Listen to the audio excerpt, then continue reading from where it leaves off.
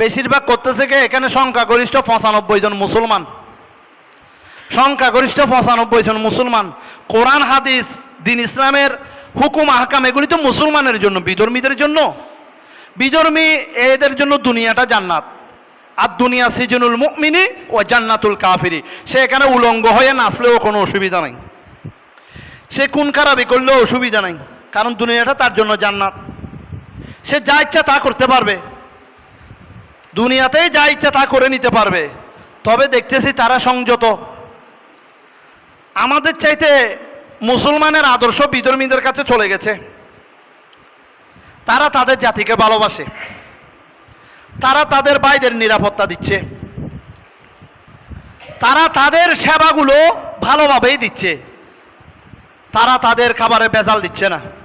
আমরা মুসলমানেরা নিজের 2 টাকা লাভের জন্য আমাদের কোমলমতি শিশুদের, জেনারেশনদেরকে বরবাদ করছি।